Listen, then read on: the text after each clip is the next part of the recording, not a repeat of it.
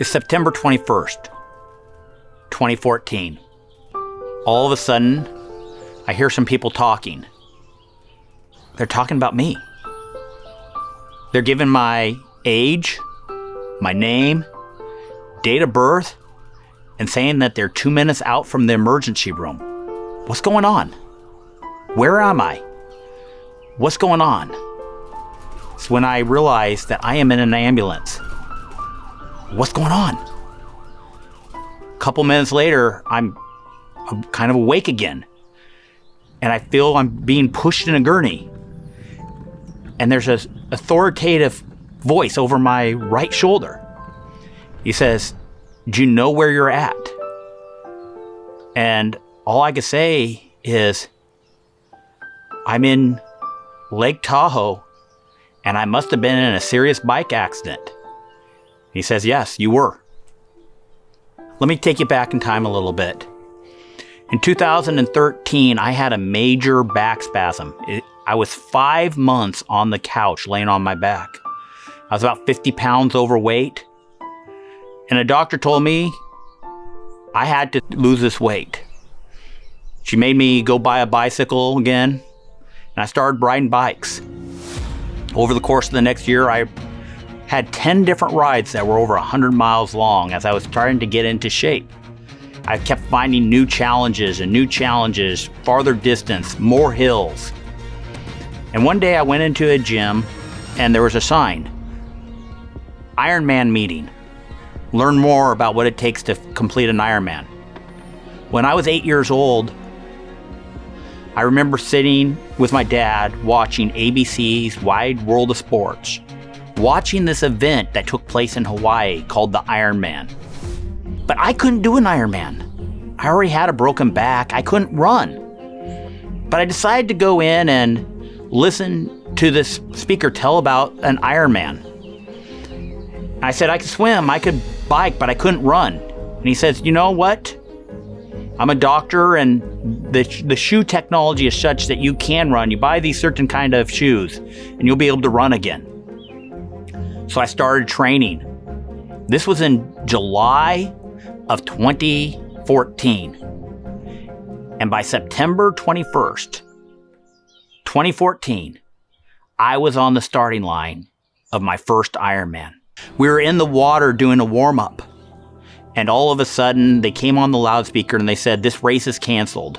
The forest fires in the area are so bad that it's not safe to do the race." County air quality officials have recommended that the event be canceled. So today's event has been canceled. I got out of the water, got in my gear, got on my bike to ride back to the car. It was about 25 miles away. And evidently, about 150 yards from my car, something got stuck in the front wheel of my bike, and I went over. Now, there happened to be right behind me a cardiologist from the state of Maryland. And he jumped out of that bus and came and gave me CPR, and then announced to everybody that I was dead. But he didn't stop. He continued to give CPR. And after a couple of minutes, I came to. But I have no memory of coming to. When I was checking out of the emergency room, I turned to the nurse and I said, "Don't you need my information?" She said, "No, you already gave it to us." I said, "Really? Can you tell me what I gave you? Because I don't remember telling you anything." And the nurse went down and started giving me a complete medical history, phone numbers, points of contact, addresses, everything dead on accurate. But I had no memory of this. So as I started to go back and talk to the cardiologist, talk to an emergency room nurse who was on the scene, talk to the firefighters who showed up, and then talk to the ambulance personnel, what I found out is that over a half-hour period of time, the front lobes of my brain reconnected. At first, I was acting like a 2-year-old. Right after they gave me CPR, I was acting like a 2-year-old. It's mine, get me my water, just acting like a 2-year-old. And by the time the ambulance driver showed up, I was starting to act like a 6-year-old, and I was asking these people very detailed questions about how I was responding, the words I was using. By the time I got to the hospital, a half hour after this accident, I had gotten to the point where my 42-year-old self was there, and it was at that time that my memory fully engaged. I have zero memory of this half-hour period of time in my life.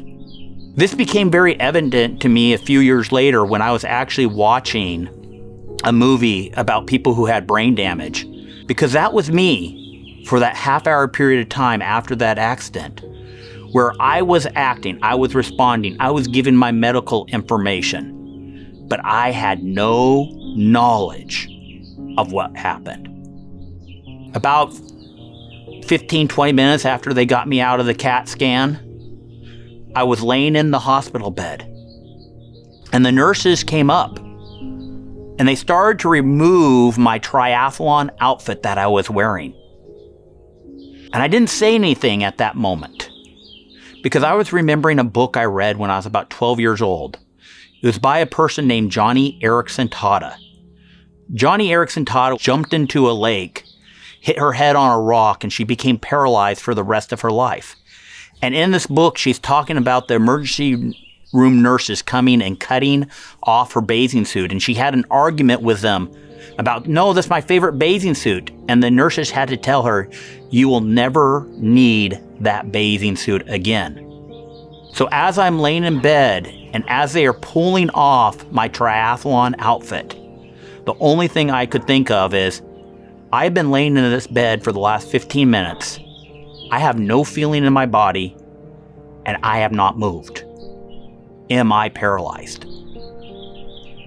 And I remember sitting there for about 5 minutes, realizing I may be paralyzed. The rest of my life, I may never be able to be an active person again. And I had to work that through my mind of what would life be like as a paraplegic. After about 5 minutes of this, of just getting to the place where I could say, okay, I can live life as a paraplegic. It was at that time that I finally decided, let's see if my arms work. And they moved. And then I went down and I wiggled my toes, and they moved. And about 15 minutes, the emergency room doctor came in and he said, you know what?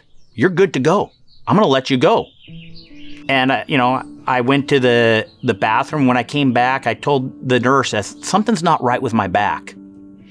And so the doctor came in and he started, pressing on the back. And I just said, I feel your hand. I feel that you're pressing different places, but I don't feel any pain. And he said, something's not right here. I'm going to go in and have you take some more x-rays. And it was at that point in time, after we did the x-rays, I was actually, while they were taking the x-rays, I had to hold my breath. And all of a sudden, as I held my breath, I fainted. And I remember just holding on to that x-ray machine, and I just went completely blank. And the next thing I knew, there's like 10 nurses in there just picking me up and putting me back on the gurney. And about 20 minutes later, the doctor came in and he said that I had actually broke my back at the T7, the place where you typically will see a paraplegic injury. So on September 21st, 2014, an absolute freak accident happened to me. I died. But a cardiologist happened to be on the scene with an emergency room nurse, and they were able to give me CPR, and they kept giving it until I came back. The front lobes of my brain had been disconnected, but within a half hour, miraculously, the front lobes of my brain had reconnected, and my memory came back, except for that half-hour period of time. And I walked out of that hospital within 3 hours. My face was really badly scarred up. It was 6 months before I was able to get back on a bike again, but I did. And in September of 2015, I went back up to Tahoe to do Ironman Lake Tahoe. 2 months after that, in November of 2015, I went to Cozumel, where I actually did Ironman Cozumel. Now, it's a long story, all the things that happened in that race, but there was nothing that was going to stop me from finishing it. Over the last couple years, I've had the opportunity to do many more Ironmans and half Ironmans. And I do them, yes, it's a lot of pain, a lot of suffering, but every time I do an Ironman, it reminds me of the day I died and that second chance of life that I have. An opportunity to fight for the United States of America, an opportunity to fight for California, an opportunity to enjoy life to the fullest. That was the decision I had to make when I was laying on that hospital bed. I didn't know that a doctor had declared me dead. I didn't know that my front lobes had disconnected for a half hour. All I knew as I laid there is that something serious had happened to me. And I made a conscious decision. I was going to enjoy every minute of life that I still had.